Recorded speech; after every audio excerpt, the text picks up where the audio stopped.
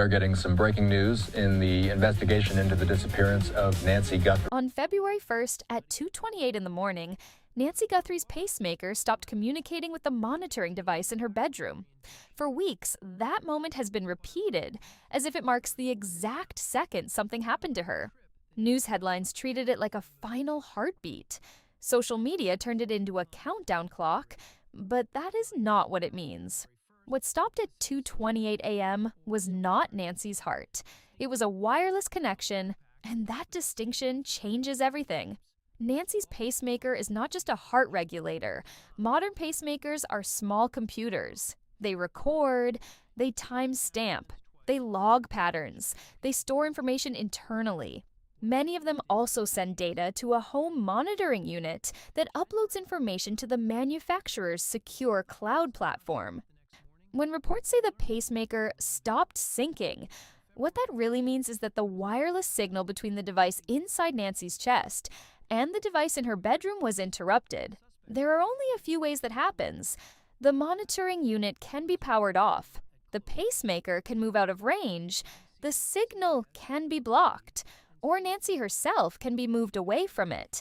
The pacemaker itself continues recording internally. It does not shut down simply because Bluetooth stops. That internal recording is where investigators turn their attention, because between 1:47 a.m. and 2:28 a.m., there is a 41-minute window that no external camera captured. At 1:47 a.m., the front door camera was physically removed. That is documented through cloud backup recovery. A masked figure approached the camera and disabled it. After that moment, near the home went visually dark. No doorbell footage, no driveway footage, no exterior view, and then at 2:28 a.m., the wireless sync ended. 41 minutes. That is the space investigators are trying to understand. For older viewers especially, I want to slow this down and explain something important. A pacemaker records far more than most people realize. It logs heart rate, rhythm irregularities, sudden spikes, sustained stress patterns, activity movement data through internal accelerometers. These devices were designed to help cardiologists monitor patients remotely. In a medical setting, doctors use them to adjust medications and detect arrhythmias. In a forensic setting, that same data becomes a timeline. And in Nancy's case, investigators reportedly gained access to cloud-synced pacemaker data within the first week through legal process. Manufacturers of these devices maintain secure cloud platforms that store transmitted data until sync stops. Everything recorded and transmitted before 2:28 a.m. was preserved. That is where the analysis began. Let us walk through the timeline calmly and carefully. Nancy spent the evening of January 31st with family. Her cardiac data during dinner showed normal baseline patterns, resting heart rate appropriate for her age. No irregular events. She was driven home around 9:50 p.m. By approximately 10:10 p.m., she was inside her house. Between 10:50 and 11:30 p.m., there was a brief elevation in heart rate. Not dramatic, not medically dangerous, just a short spike that returned to baseline. A cardiologist described that type of spike as consistent with mild stress. It could mean she heard something. It could mean she stood up quickly. It could mean absolutely nothing of significance. After that, the data appears consistent with rest. Then we arrive at 1:47 a.m. The same moment the doorbell camera goes dark, Nancy's pacemaker logs a sudden, sharp elevation in heart rate. Not a mild rise, a pronounced spike. Forensic cardiac specialists reviewing similar patterns often describe this type of elevation as consistent with acute stress. A startle response, fear, sudden awakening.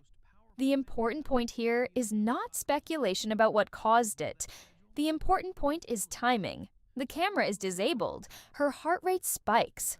Those two events occur in the same narrow window. For the next several minutes, her heart rate does not immediately return to baseline. It remains elevated. This is not what doctors would expect from someone who rolled over in bed or briefly woke from a dream. It is sustained. In the first phase of the 41 minutes, Her heart shows continued elevated rhythm and minor irregularities consistent with emotional distress. Again, we must be careful not to overstate what data can prove. A pacemaker cannot tell investigators what she saw. It cannot identify a person. It cannot record words spoken in the room. But it can show how her body reacted. And her body reacted strongly. Around 15 to 20 minutes into the window, the device's internal accelerometer begins logging movement patterns. Modern pacemakers include small motion sensors. They are designed to adjust pacing rate when patients move. When someone walks, and their heart rate increases naturally, the pacemaker adjusts accordingly. But accelerometer data can also show whether movement is self-generated or passive. Walking has one pattern. Being carried has another. Being transported in a vehicle has another. Investigators examining this portion of the data are reportedly analyzing whether the movement signature suggests Nancy was moving under her own power or being moved by someone else. We must pause here and remember something very important. Pacemaker data is complex. Interpretation requires specialists. It requires collaboration between forensic cardiologists and law enforcement analysts. It is not as simple as reading a spreadsheet, which is why this process has taken time. And then we reach the final portion of the 41 minutes. In the last stretch before 2:28 a.m., the cardiac pattern shifts again. The heart rate, which had been elevated for much of the window, begins to show reduced variability. For those unfamiliar with the term, heart rate variability refers to the subtle natural variation between beats. In healthy, conscious individuals, there is constant small variation regulated by the nervous system.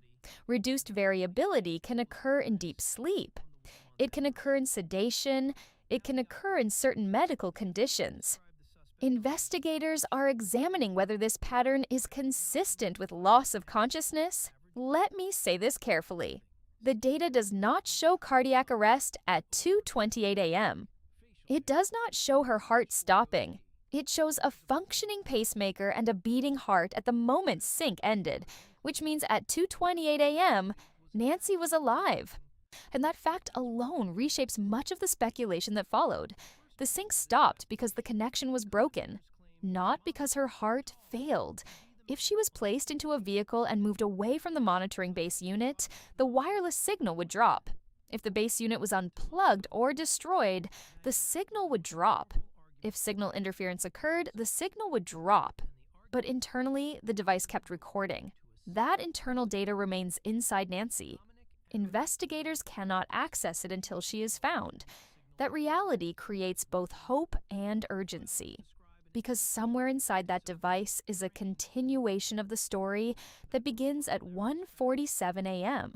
And until Nancy is located, the full physiological timeline remains partially locked. For viewers who have followed cases over decades, this is where patience becomes necessary.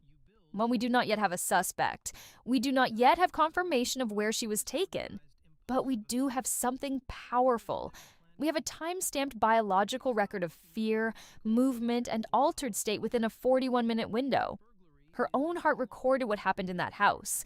If we accept what the pacemaker data suggests, that Nancy experienced sustained stress beginning at 1:47 a.m., followed by measurable movement within that same 41-minute window, the next question becomes simple. Where could she have gone in that time? This is where investigators begin to move from physiology to geography. Let's slow this down carefully. Around 1:47 a.m., the camera goes dark and her heart rate spikes. Sometime after that, the accelerometer data begins to show movement patterns. Those movement patterns are important. A pacemaker's internal sensor can distinguish between different types of motion. It senses vibration. It senses rhythmic shifts. It senses whether a body is upright, still, or being transported. It does not provide GPS coordinates, but it does provide timing, and timing allows investigators to calculate distance. If Nancy was placed into a vehicle approximately 15 to 20 minutes into the 41-minute window, which the data may suggest, That leaves roughly 15 to 20 minutes of vehicle travel before the sync stops at 2:28 a.m. At highway speeds in southern Arizona in the early morning hours, a vehicle can travel between 12 and 25 miles in 15 to 20 minutes. That radius becomes critical.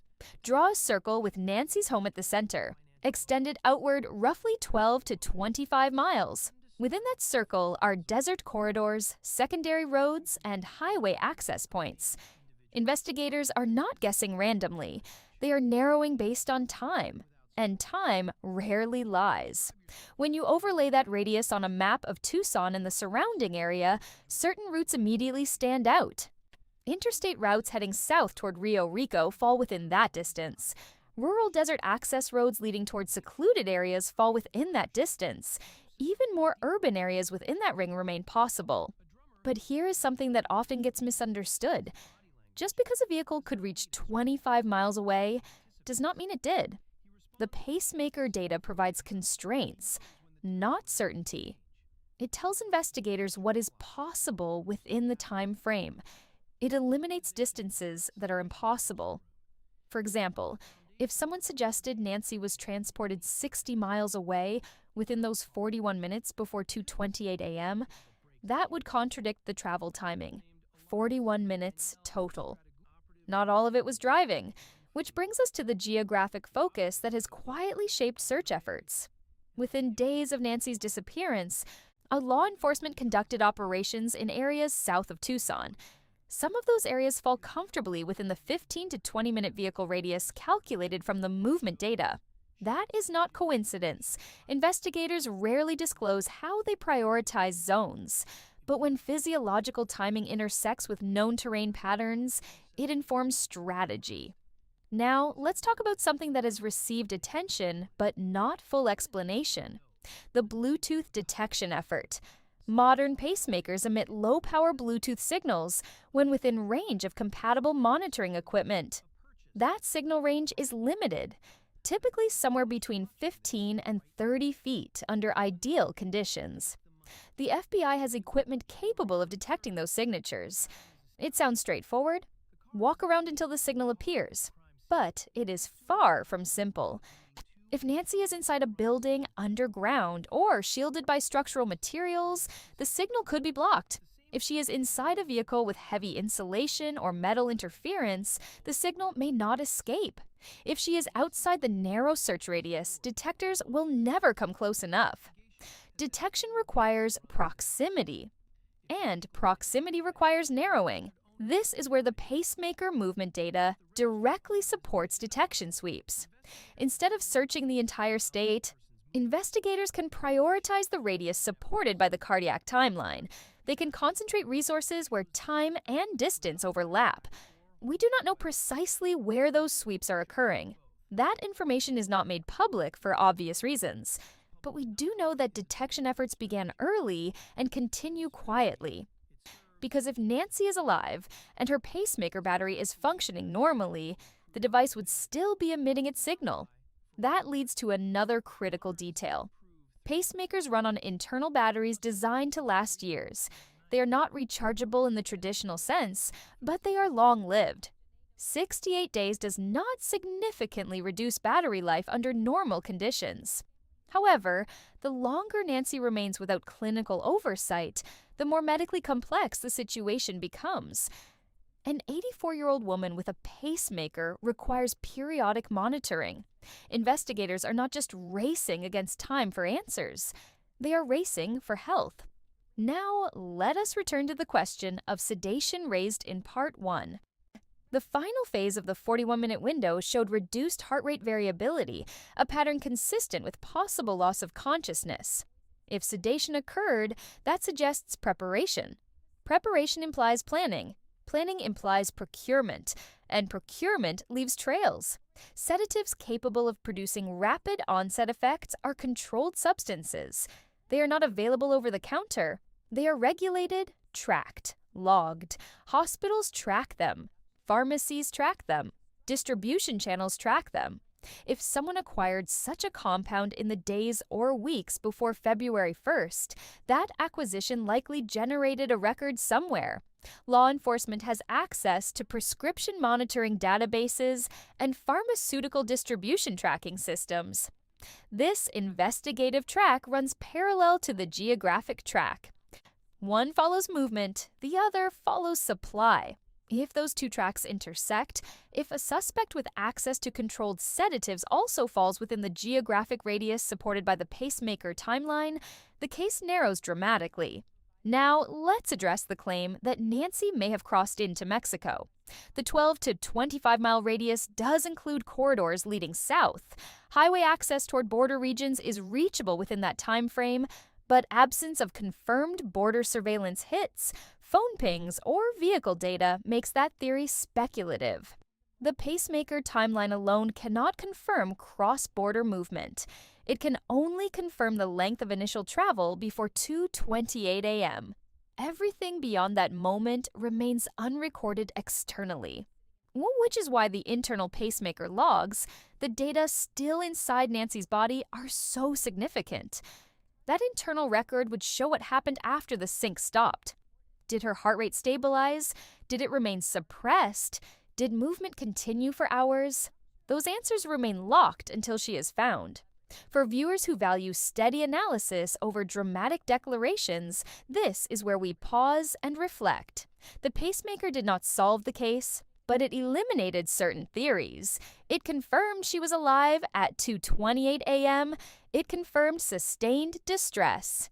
It suggested movement consistent with transportation. It constrained geographic possibilities.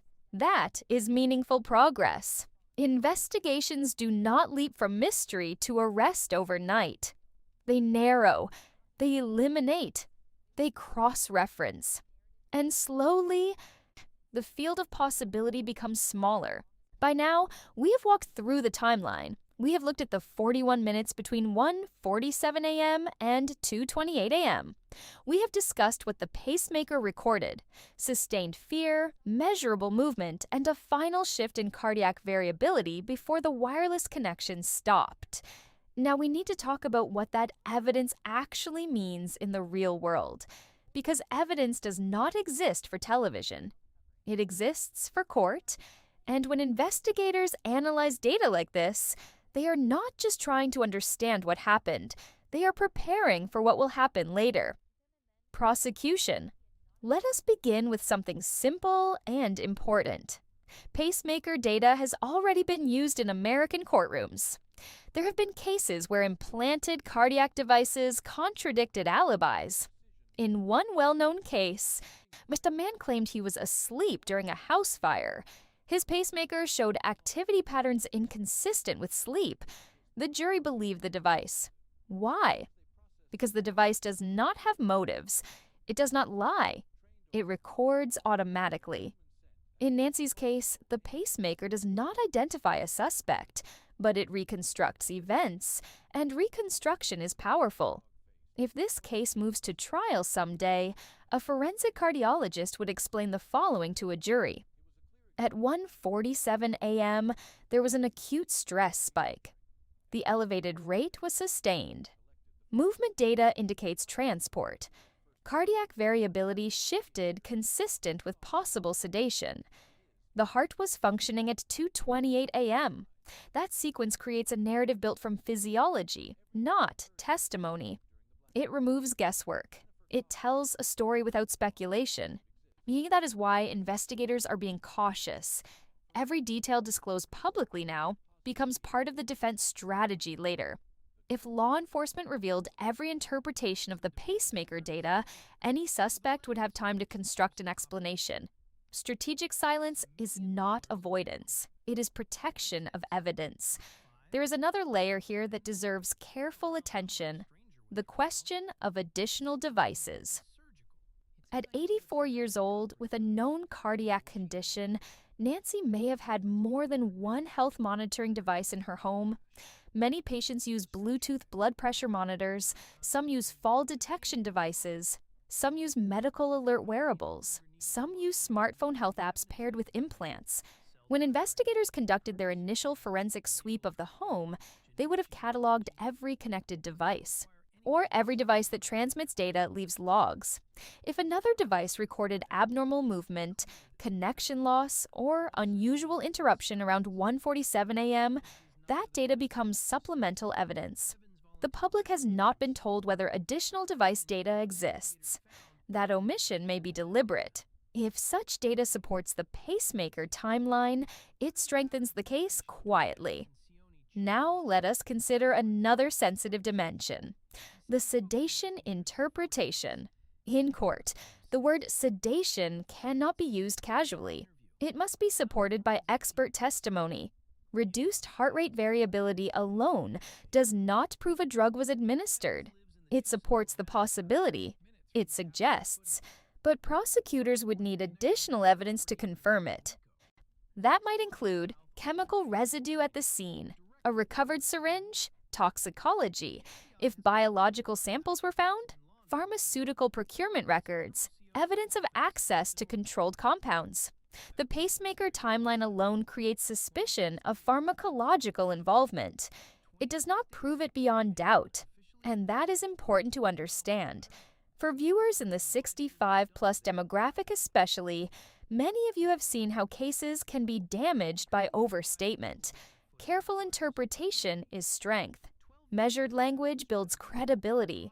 The pacemaker data strengthens the theory of abduction. It strengthens the theory of transportation.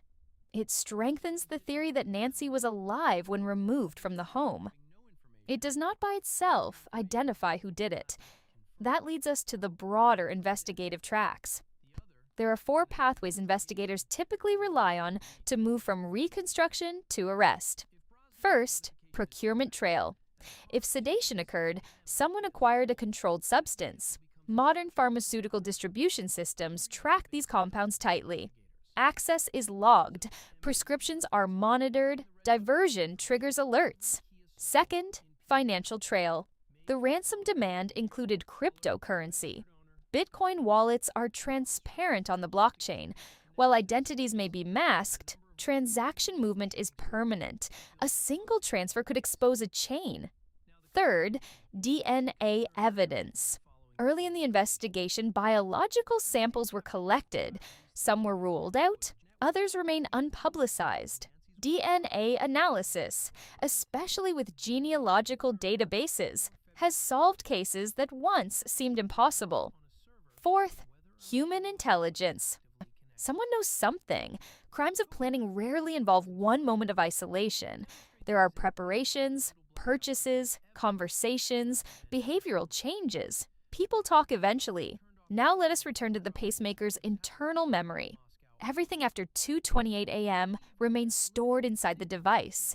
If Nancy is alive, those internal logs would reveal continued movement duration, changes in heart rate hours later, possible recovery from sedation, additional stress spikes. Until Nancy is located, that chapter remains unread. But the fact that it exists changes the nature of the search. This is not a cold disappearance without biological anchor. This is a case where the victim's own body recorded part of the event. That makes the investigation different. It also explains why investigators are protecting certain details so closely. Public disclosure might compromise recovery efforts. If the person responsible believes law enforcement knows precisely what the device recorded, they may alter behavior or destroy related evidence. Silence can be strategy. There is another quiet factor in all of this: time. Pacemaker batteries are designed to last years. 68 days does not threaten device function under normal conditions.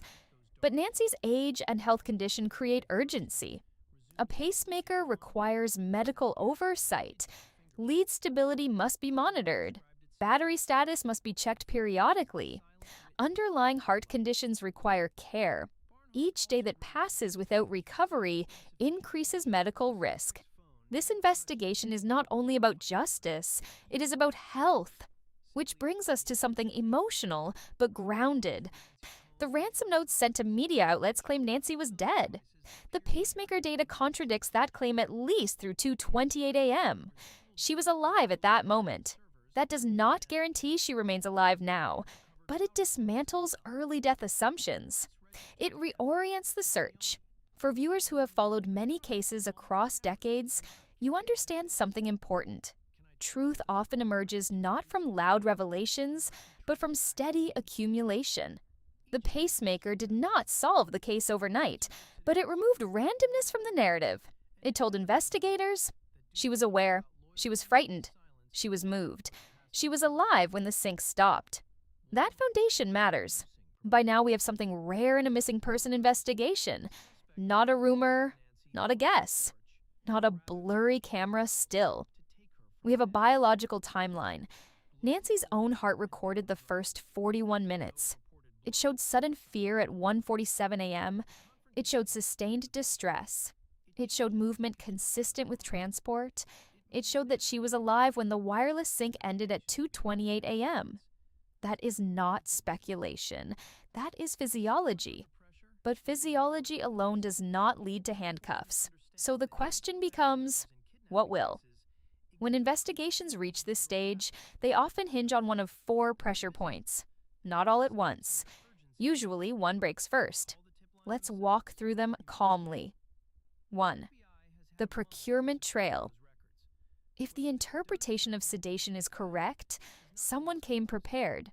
Sedation does not appear by accident, it must be obtained.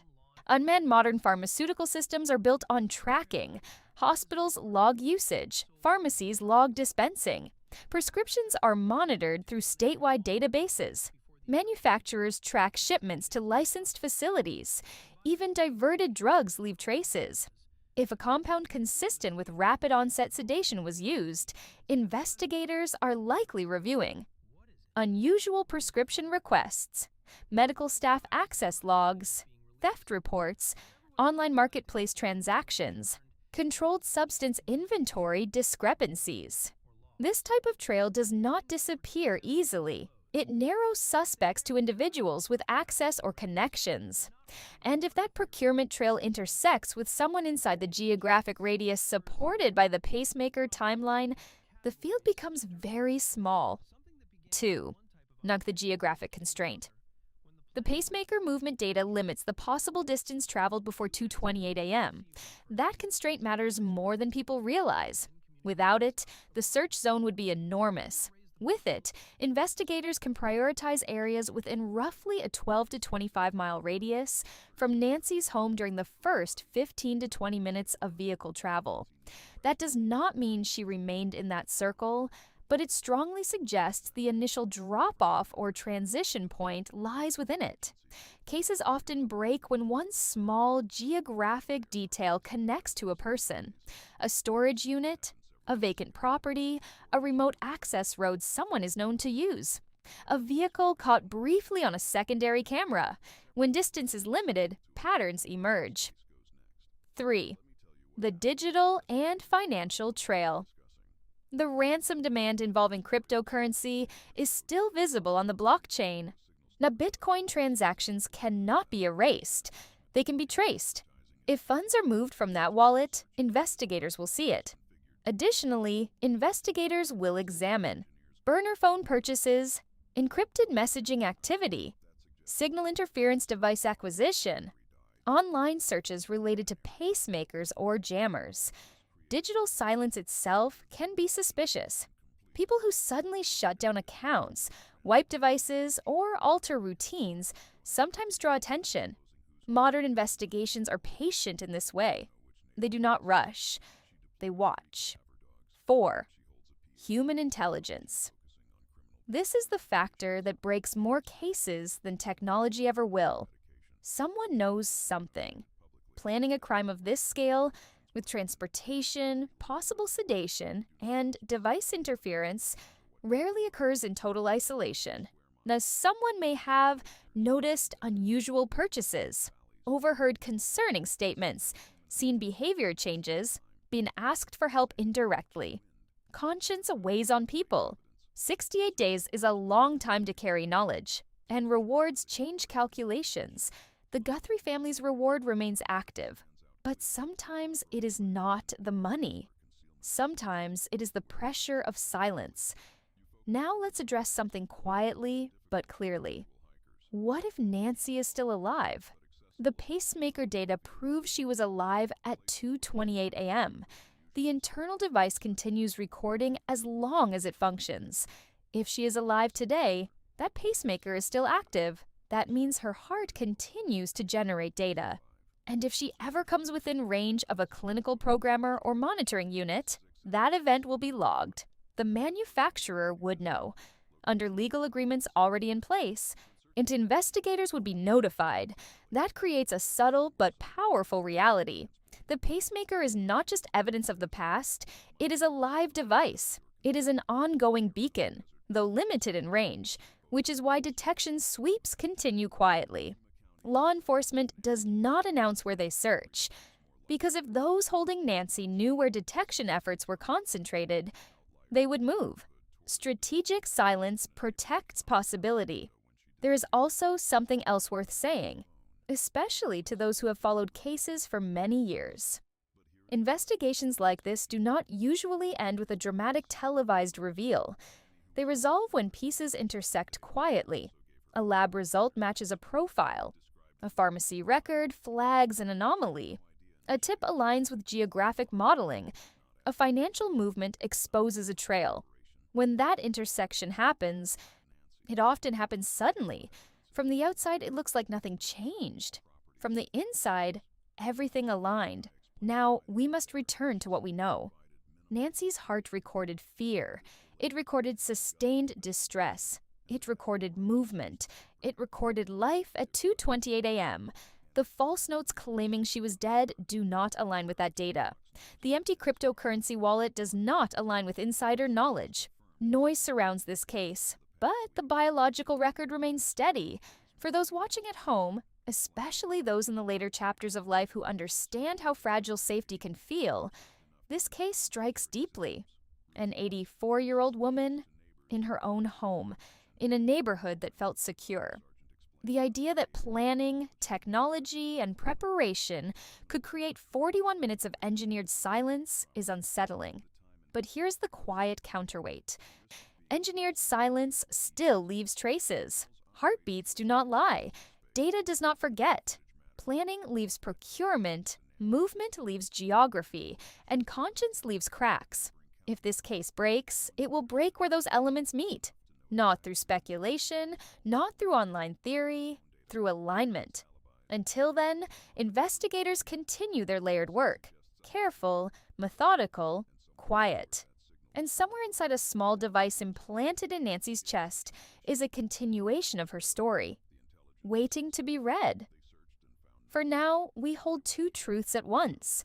She was alive when the sync ended, and the search continues. Sometimes cases resolve because someone finally decides to speak, and sometimes they resolve because evidence, patiently gathered, becomes impossible to outrun. We will continue following this case carefully, calmly, and respectfully, because engineered silence does not last forever.